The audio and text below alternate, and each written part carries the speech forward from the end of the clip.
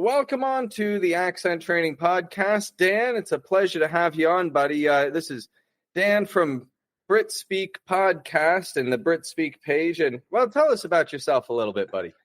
Thank you very much for having me. I'm chuffed to be here. So, yeah, my name is Dan. I'm a British English teacher. You can probably tell from my weird accent that I'm not even a proper British teacher. I'm from the north of England, where we do things a bit differently. And, yeah, I make podcasts and Instagram reels and all sorts of stuff to help people understand just what the bloody hell British people are actually saying when they talk, because it's not that much like your textbooks, to be honest. So, yeah, but I'm actually out here in Japan. I don't live in England anymore. I live in Japan.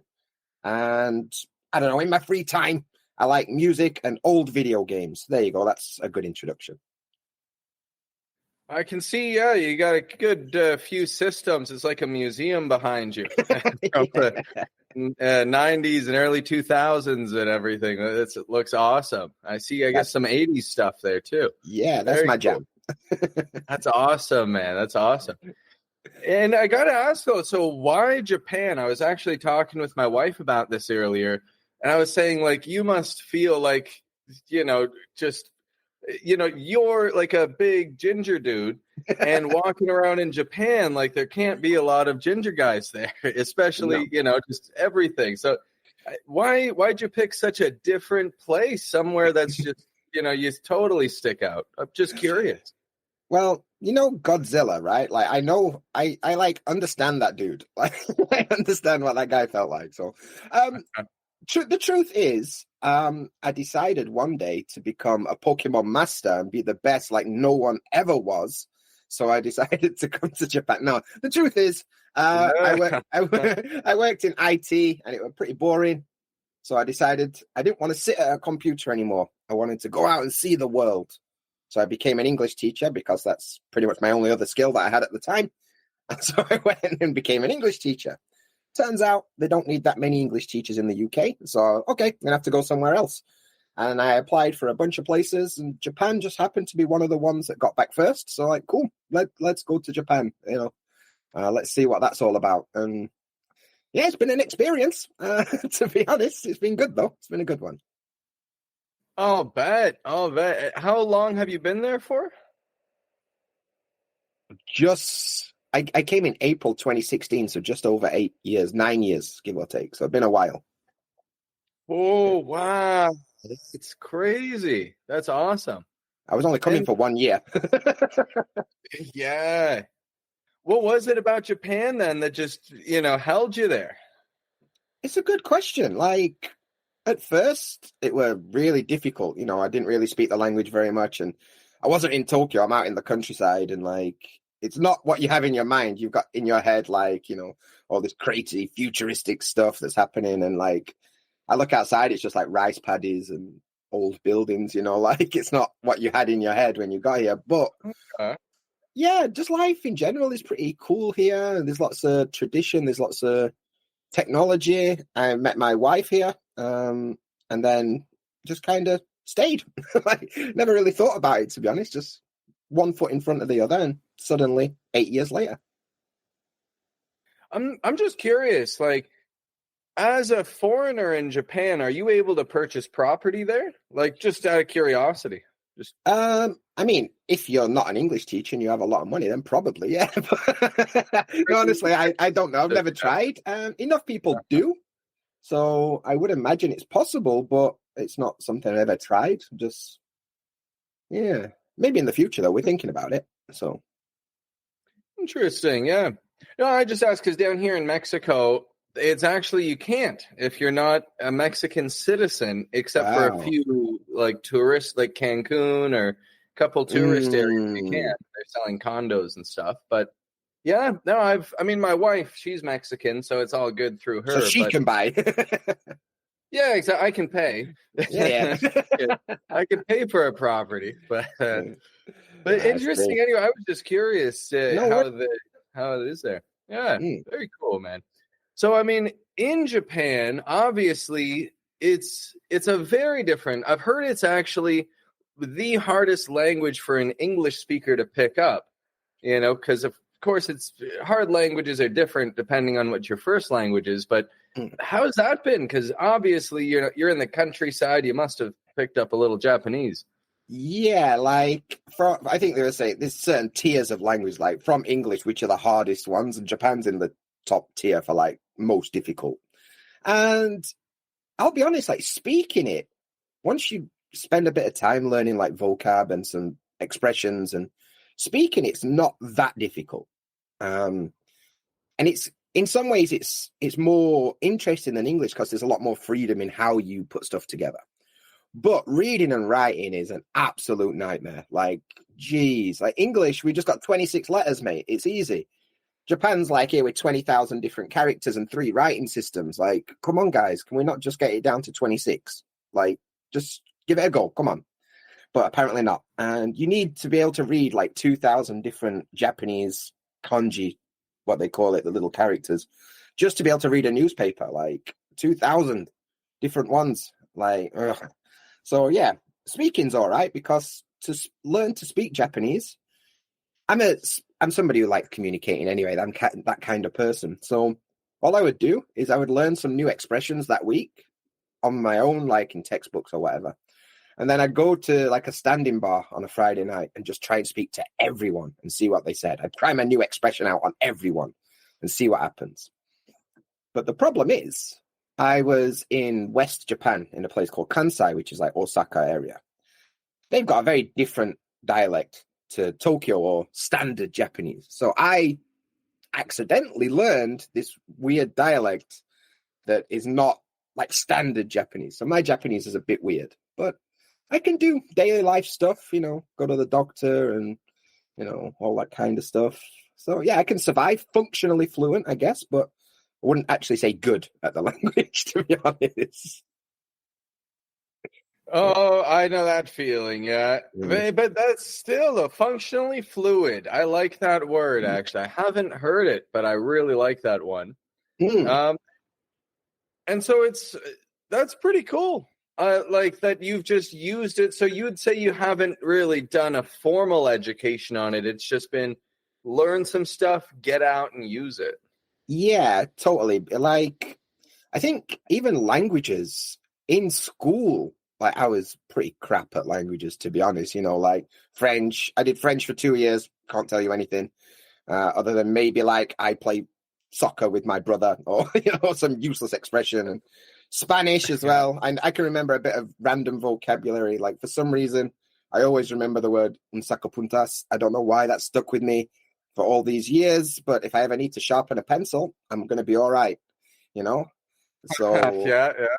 I've never been good at like formal education. So I think also my teaching style kind of reflects that because I don't particularly do teaching. I don't do grammar drills that much. I'm much more focused on the goal of using English because I think nobody wakes up and they're like, yes, I'm going to learn English. That's not the goal, right? The goal is like, I want to get a better job. I want to make friends. I want to, I don't know, save the world, whatever your goals are. But you happen to need English as a tool to do those things, right? And that's what I kind of focus on. Like, let's not focus on the tool. Let's focus on the goal and get you there. Like, that's the thing that kind of comes through in my teaching. So, yeah, a bit different. I don't even know if you call it a teacher, more a coach or, I don't know, whatever you want to call it. So, a bit different, I think. And that comes from my own dislike of academic studies, I suppose.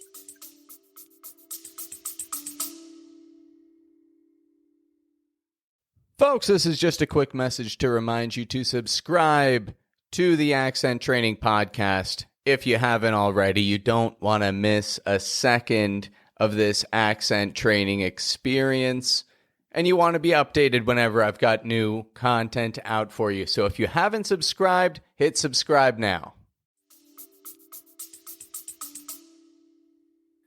I totally appreciate that. Like, no, because teaching is kind of about lessons. And of course, yeah, you are teaching things, but you're more kind of helping them integrate it into their life to meet a goal.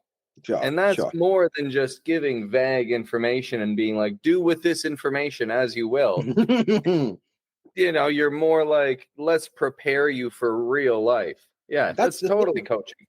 Because like when I was learning Japanese and I was struggling, I kind of had this thought process like, well, I just need more Japanese, like more vocabulary, more grammar. That'll fix the problem.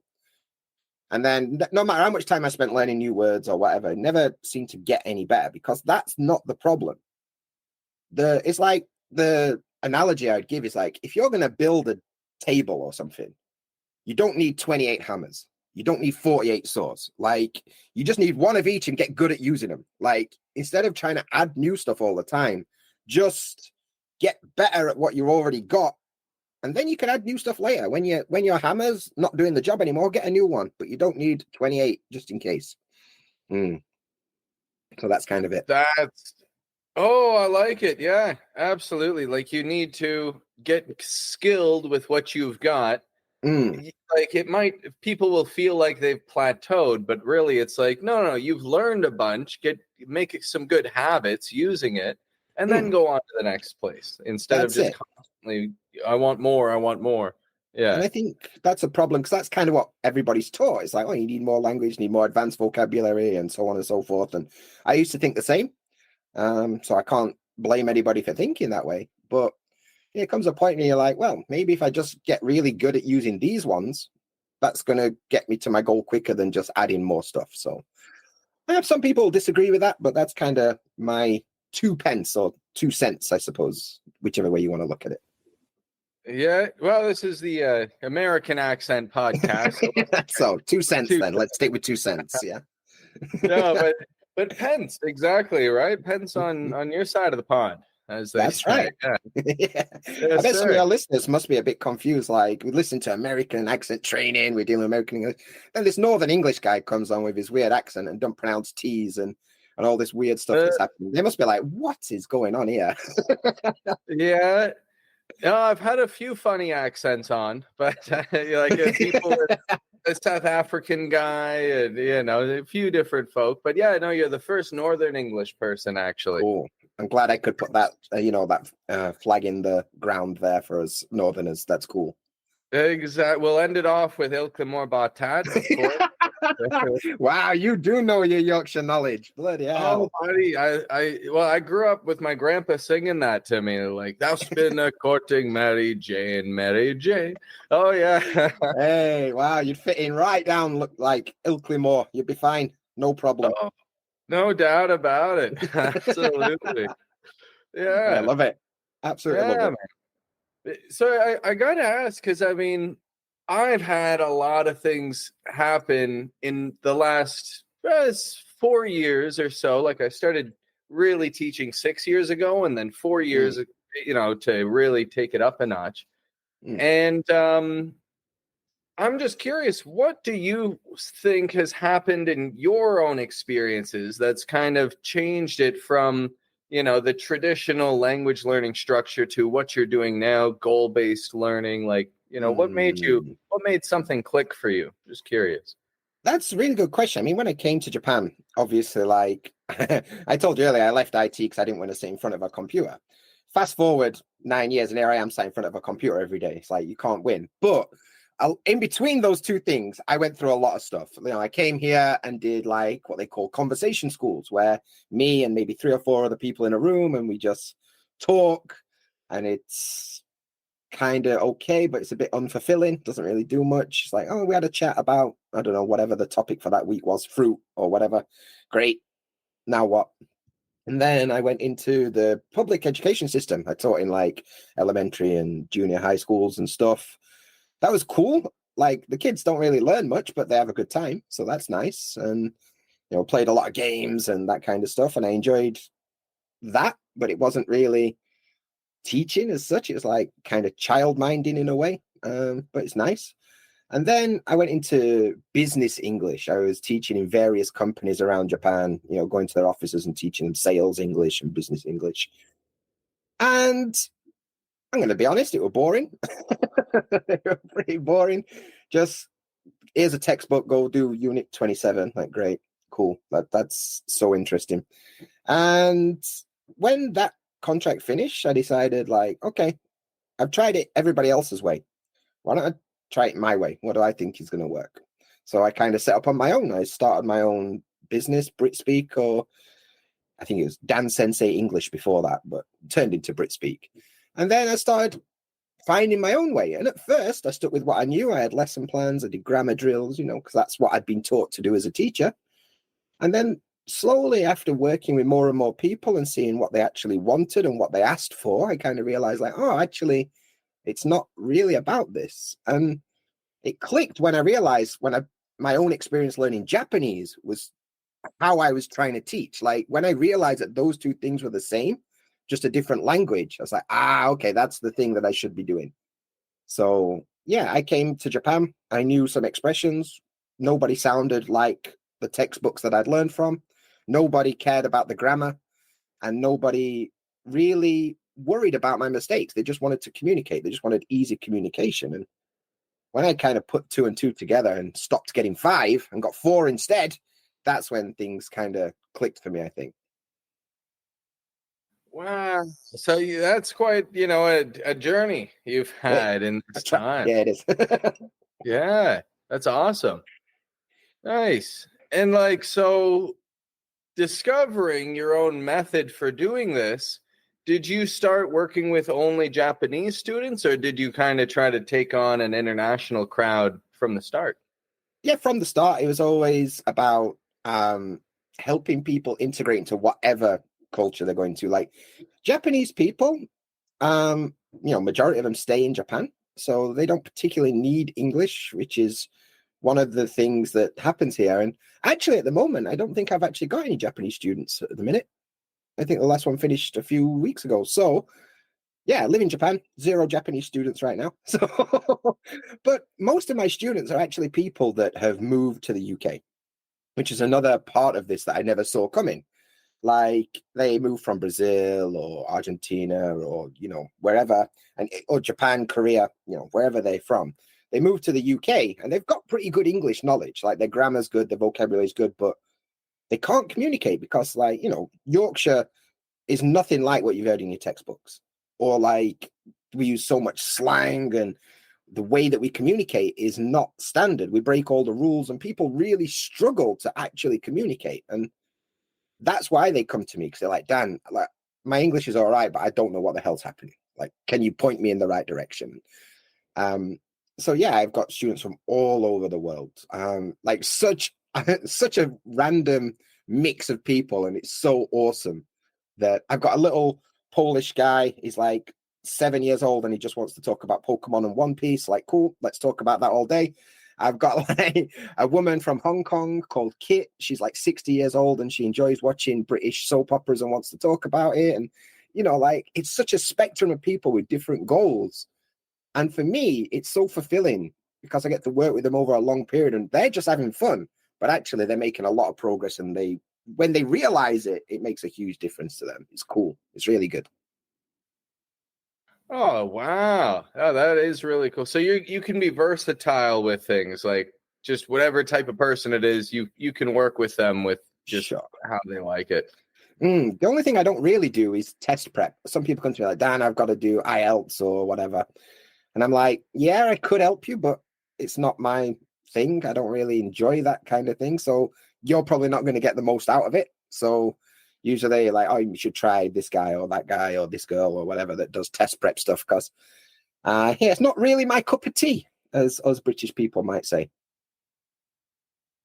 Yeah, no, but that's ideal. Is just, you're not going to try and like force something. Like if you can't help someone with something, it's like, yeah, well, it's not a good fit. Pass them on to someone else. That's it. It's like that old idiom. If you try and help everyone, you're going to help no one.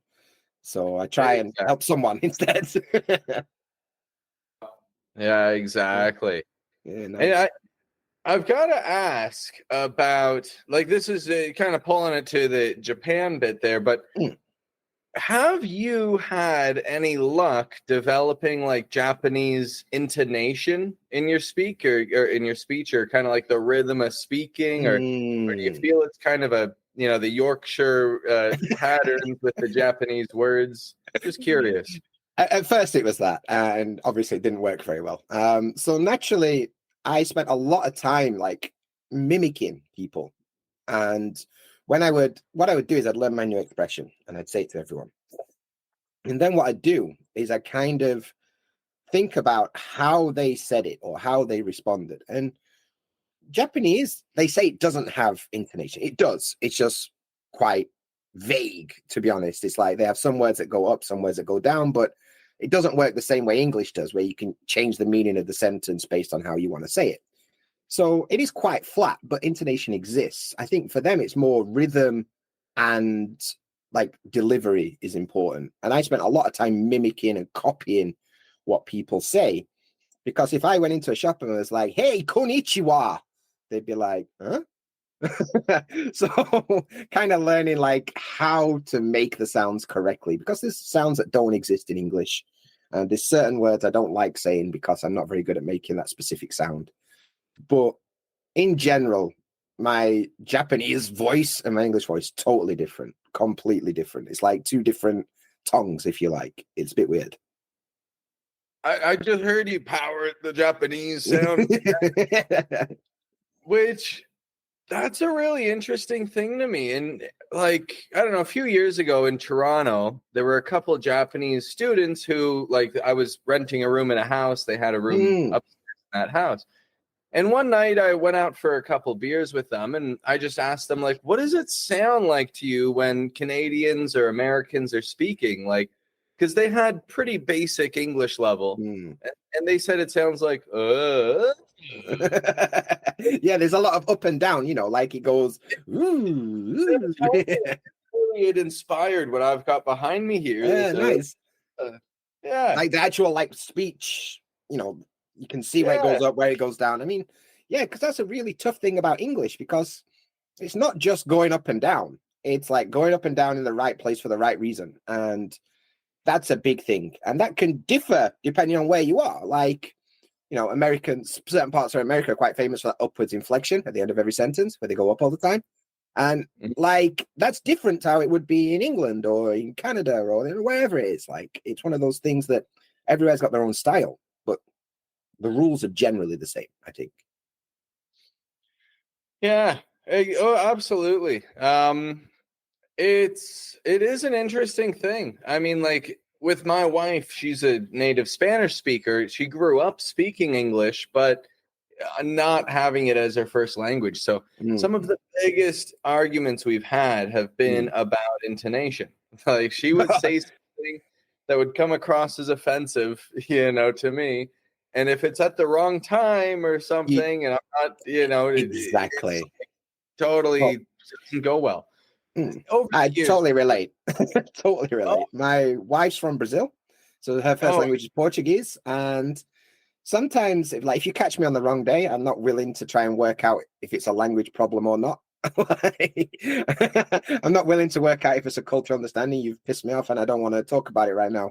But it's probably just some mismatch in maybe word choice, maybe intonation, maybe stress, like how sometimes, especially for British people, how you say something is more important than what you actually say. And that can cause some trouble. And which is why a lot of people get nervous about speaking in English, because they're like, well, I don't know all these rules. Maybe I'll say it in the wrong way and they'll get sad. And I would counterpoint, most people don't care. You know, if I'm talking to a random person on the street and they say things in a weird way, I'm not going to lose much sleep over it. But when it's like your wife or something and you're in the middle of a deep debate about money or future or something, then things are a bit different. So don't apply the same rules to every situation, I guess.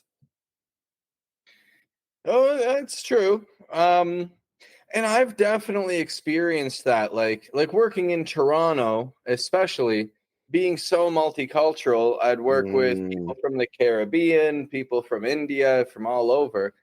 And it is tough. I remember there was a Somali woman I used to work with, and she always sounded like she was yelling at me. Like, and it was like, okay, I understand. She's like, at the time, I wasn't an English teacher, but I had the patience, at least, and the understanding to know that, all right, she's not trying to be aggressive here. Yeah. But she was, you know, came across very intense. And I was like, hey, just calm down, chill. So, like, what would you say, though? Like, how could someone, what are some key things that someone might focus on to help, maybe take that difficulty on if they're in the UK, and just something basic maybe that they could start to work on? Because we do have a lot of listeners in the UK right now. Ah, wicked. Well, yeah. One thing I would say is communication styles is really important. Even like, Americans, Canadians, English people, Australian, New Zealanders, all English is a first language, but we all use it in really different ways. Like what's acceptable, in some places is totally unacceptable in other places. For example, everybody knows British people are really indirect. Like we never actually say what we mean, and we are like that idiom, we beat around the bush, like that's the British style of communication. So a lot of people come to the UK and they're quite direct. They come from a direct culture where they say what they mean directly. Maybe they're from Europe or they're from America or whatever. And they say direct, like, I don't like it. To us, that's way too strong. So we must say, it's not really my kind of thing. We're much more indirect about how we express things like that. Or for example, in the UK, I disagree is way too strong. We don't do that. What we would do is we're like, I see what you're saying, but something else. And what people hear is, I see what you're saying. Okay, he agrees. No, I hear what you're saying, but you're totally wrong because of this. And understanding like that communication style. And there's a big difference. I mean, we're talking about accent and intonation and stuff like, that's interesting. If I go down, probably I find it interesting. And that's interesting. Like, the meaning behind those two things are totally different. And that can be a nightmare. Yeah, it can be an absolute nightmare if you're coming from one culture where you don't do that and suddenly everybody does that. So I would say spend time learning about the cultural communication norms from wherever you are, because it's different in America, Canada, England, whatever. It's all different. So kind of do a bit of research about that. And if in doubt, try and copy what the people are doing in front of you. That's how I learned Japanese. Just if you're not sure, mirror whatever they're doing, body language, intonation. If you kind of mirror what they're doing, you can't go far wrong. That is actually something I talk about a lot on the podcast, is Robert Greene's book, The 48 Laws of Power. And that's rule 48 or law 48 is mirroring people. It's one of the most important laws of power. Exactly. People really like it. It's a very influential thing to do. Yeah, because if you're opposite somebody that's doing the same things as you, it's like, oh, we're the same. That's cool. Yeah. So yeah, definitely that's what I would suggest in that case. It's a difficult situation. It takes a while to do, but that's a good place to start, I think. No, that's really good. Absolutely. I agree. I mean, here in Mexico, I learned a lot just being, honestly, I learned a lot of bad stuff, mostly, and the terrible things that you can't use in conversation. But we all do that in a new language. That's how it works. You learn that stuff first, and then you learn the useful stuff. Exactly. Yeah. It's almost like you got to get it out of the way a little bit of, that's what everyone wants to learn at first. I was the same in Portuguese. My Portuguese is terrible, but I know all the bad stuff, so I'm getting there. Oh yeah, you could offend someone just fine. Yeah, that's it. Yeah, I can't ask them where the station is, but I can tell them what I think. You don't like it in a few different words. Exactly, mate. Exactly. And direct speak. Yeah. Very direct for British people. Yeah. Absolutely. I hadn't considered what you said there about the direct versus indirect thing. The way that you're putting it makes total sense to me. Canada is largely, like, I've heard it said, we're just British people in disguise. Yeah, that's the same thing. Yeah. I think I don't know if you listen to George Carlin at all? Yes, I'm a big fan of George Carlin. Some of his work was absolutely amazing. Yeah. What's that? Oh, yeah. Yeah, absolutely amazing. Really funny comedian. Yeah. Shame we lost him so early, but there. Well, he's lived a good life. He's got a lot of specials out there. Yeah. He did all right, didn't he? Yeah, no, certainly. Yeah, he can't complain. But indeed, no, yeah, that's so. You saying that, it made me actually just consider the Canadian culture, because I always thought of Canadians as being direct, but the way that you're saying it's like, no, actually, that is the way people prefer it where I'm from too. Yeah. Some interesting anyway. Interesting stuff. Yeah, I think so. It's definitely gives you something to think about. It's not just, oh, I need more grammar. It's like, well, how am I going to actually use that in real life? And you have to think about that as well, which is annoying because it's more stuff on your plate, but it's got to be done. So now you've been able to assimilate to this culture and everything to like a good degree, to the point where you're feeling like you might even, I mean, you haven't expressed this, but you could put some roots down there, kind of like really get settled. I'm curious, do you think that that's something that is more difficult as you get older? Or do you think that like you're still adaptable, like, you could possibly move to Korea or India and maybe still adapt to a totally new society? Just curious what you think there. That's a really, really interesting question. I mean, it's an age thing, but it's also a personality thing. I'm the kind of person that I like a bit of stability in my life. I like, and uprooting from the UK to Japan was such a huge thing. Like, I was so unprepared. I'd never really left England before. So unprepared. And like moving to the other side of the world where I know nobody and my language skills are basically zero and just assuming, yeah, it'll be all right. It was not all right. It was bloody hard. And so even then it was difficult to adapt. But now, got married and got a bit of a life built here.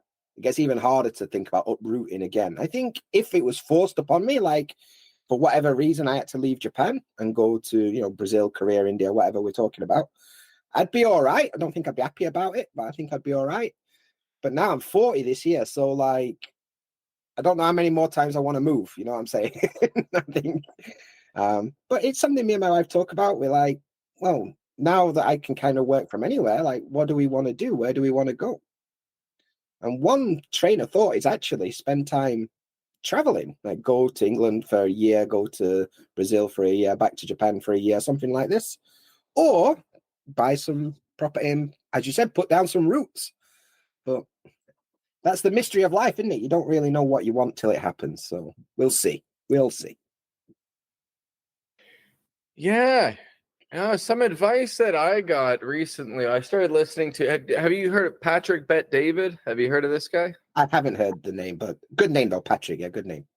Yeah, it was a good, strong name. But I haven't heard the guy, no.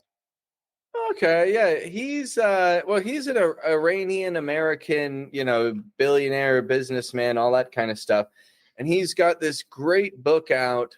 In Spotify is where I've been listening to it. He's got the full audiobook on Spotify, Oh, nice. and it's called Your Next 5 Moves. And he starts out the book saying, like, when you got to make, decisions, just decide really who do you want to be, essentially. Like, what kind of person do you want to be? Because of course our decisions are going to create who we are. So, I mean, something to think about. That's good. I think as you're making those decisions. Have you read the book Atomic Habits? No, I've got that on similar my concept. Similar concept. Okay. Yeah. Like you vote for the person you want to be with the actions that you take. Like it's kind of that idea. Like instead of being like, oh, I want to be a marathon runner, you'd be like, okay, what does a marathon runner do? They go running. Okay, so I'm going to go running. And then like you kind of build up that like that. So a similar concept, I think. But I'm going to check out that book. It sounds good. What's it called? Your next 5 moves. Your next 5 moves, yeah. Thinking of like, chess, you got to look 5 moves ahead, as they say. See, that's why I'm crap at chess. I'm like, which one of these pieces should I move next? Like, that's as far as the thought process goes. Yeah, that's just do I still have any moves? Yeah. Yeah. You can think moves ahead. Nah, too hard. I'll just do this next move and think about the next one in a bit. Oh yeah. No, I had a brilliant, I don't know. For me, I play chess like religiously. And no way. I had a brilliant series of moves today that I just, when you said that, it popped into my head. It's like, yeah. You remembered, you're like, yeah, this is awesome. Yeah. No, it becomes an obsession, chess. Oh, it drives you crazy. Like, it's the kind of thing like when you go to sleep, you're still kind of picturing moves and plays in your head, right? Literally, yeah. Oh, yeah. No, because, like you can play on your phone all night and it gives you, you've got your official rating. And so you'll be playing till 3 a.m, just your ratings dropping, and it's like a gambling addict. You're like, just one more. I need another get my ELO back up or whatever. Exactly, because you're gambling your ELO. And that's it. Yeah. You can't stop, and then you go to sleep and you close your eyes, and that's all you can see is the pieces. Yeah. I can imagine. Yeah. Yeah. No, that's it. So I actually have a question for you, if you don't mind. So obviously you're like me, you're living in a country and a culture that's not your own, and you're predominantly using a language that's not your own, I would imagine.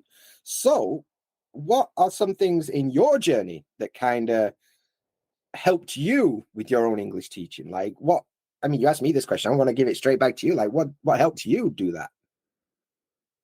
Yeah, that's a good question. So getting into with the accent specifically, I didn't want to sound like a gringo. That's what it came down to. I was like, I don't want to just sound like, because it sounds lazy, like having the American sound in Spanish. It's not attractive. It's not like the Spanish sound in English. That's very attractive, quite often. But it doesn't go the opposite direction. So I got tired of people telling me I sounded like so cute when I'd say something. I sounded like a baby, something like that. And so I started learning the proper articulation of how to pronounce things. And this was before I started coaching the accent. It was just out of my own, wanting to do it better, do it to the quality of a native speaker. And so, through that, I learned, okay, I have to kind of make the consonants stronger, and especially on the endings of words. You've got to, if a word ends in an S in Spanish, you got to really hold that S out. I don't know, platos. They really got to really put it in there. Yeah. Yeah. Exactly. And the T's and the D's, you got to press your tongue to your teeth instead of the bump behind your teeth out of the ridge. So I totally now when I speak in Spanish, similar to what you said with your Japanese, it totally takes on a whole new sound, more nasalized, shorter vowels, stronger consonants. And so doing that for myself, it definitely helped me to kind of, number one, know exactly what people are going through and why they want it. Yeah. And then also just being able to reverse engineer it a little bit and be like, 'cause I work with I'd say half my audience are Spanish speakers, and more than half of my current students are Spanish speakers. And they just keep contacting me, and it's like, all right, you're a good fit. Let's get to it.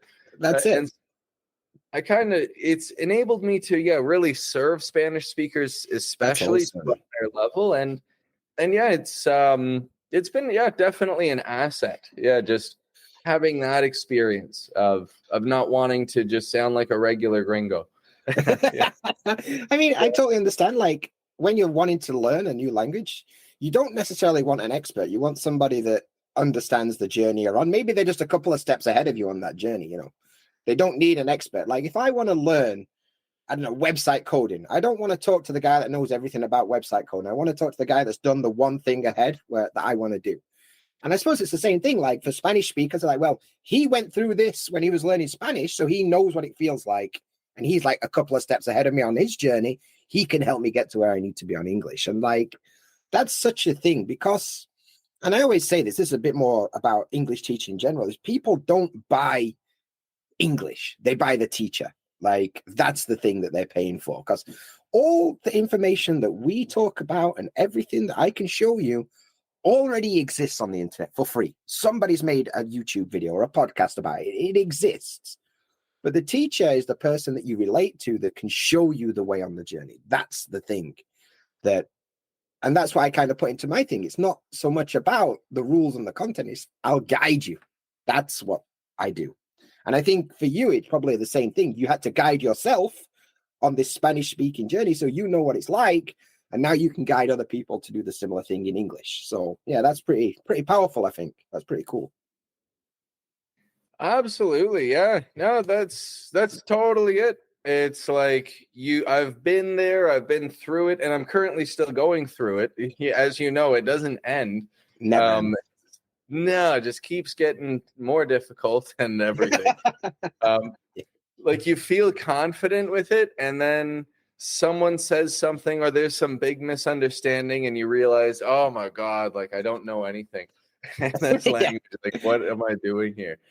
But yeah, it's all a part of the fun. It's all a part of, and it really does. I think it really makes you more resilient as a person, because it's like you're using parts of your brain and you're thinking in ways that you've never needed to think. Because we don't have to work very hard to have this conversation right now. It's just like, let's just talk, let's just chat.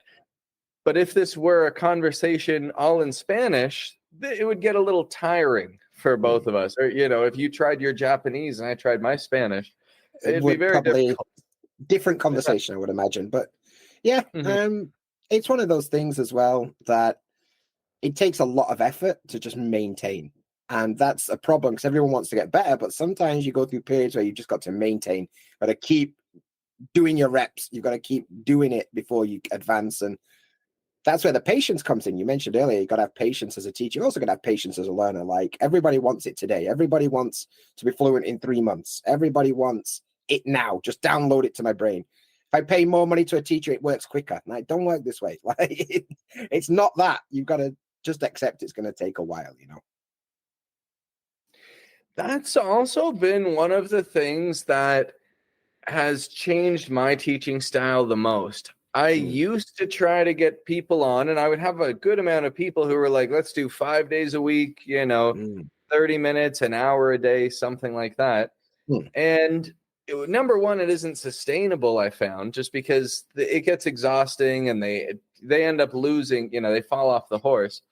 But then number two, it's like you're trying to cram so much in that, I mean, it's okay, it's good to have support, but you become more of a crutch for them and their language development and less of a coach or a teacher. Like you're more just, they're depending on you instead of depending on themselves to use it. That's and they don't see the results that, that they're paying for. That's it. They're hoping. And it's a big problem. It's like one thing that I realize from the student side is like, the responsibility is on me. The teacher cannot do it for me. Like I used to think like, oh, I'm not making progress. It's the teacher. No, because I'm not doing the right things. I'm not showing up every day and doing, whatever it is I need to do. I'm the one that's, because a lot of people are like, oh, I'm going to pay for English lessons or pay for this English course or whatever. And as soon as they pay, they're like, okay, that's finished. Like, no, that's just the start. Like you've got to, you can see it on the shelf. I've got so many textbooks. You know how many of these textbooks I've actually bothered to read? Not many. Because I was in that thought process that like, well, I bought it. So obviously I understand what's inside it now. And the reason it didn't work is because I never actually bloody opened the textbook. And I don't want it to come across as like negative or like I'm like bitching about students or whatever. What I'm saying is like, if you are serious about making the progress, it's what you do in between the lessons that makes the difference. The lesson should be there as, okay, I've got an hour or half an hour with this native speaker. What do I need? What can I practice? What can I ask that will help me in between the lessons? Like that's the kind of thought process that for me totally changed. And that's when I actually started making some progress in Japanese, to be honest. Yeah. That's really cool. That is like, absolutely. Like, what are they actually going to use and just apply it? That's it. For sure. Good. Yeah, nice. I do got to get to wrapping things up briefly, but all right, yeah. I didn't realize the time. I know, right? It's actually, I looked just now and I was like, oh snap! Because for me it's Saturday evening, so I got to need to go out. Yeah, I got to go party. That's it, exactly. But I just wanted to ask, do you have any? You could say any parting words for now that could leave people with something to chew on while they as we wrap it up. Yeah, of course, mate. So first of all, I would say to everyone, one of the biggest things that everybody's scared of, I was scared of it, is making mistakes. But what I want you to think is that actually making mistakes is not a bad thing. It's a thing that lets you realize you did something wrong so you can fix it. In order to become functionally fluent or whatever in a language, you're going to have to make thousands of mistakes. So it no longer becomes about avoiding mistakes. It becomes, how can I get through the mistakes quickly? How can I get through 1,000 mistakes as quickly as possible? So make a lot of mistakes. Native speakers usually don't care. As long as we understand what you're trying to say, we can fill in the gaps. That's fine. So stop trying to be perfect. Just start trying and you're going to make progress. And that's the best piece of advice I ever got. And hopefully you guys will take that on board as well.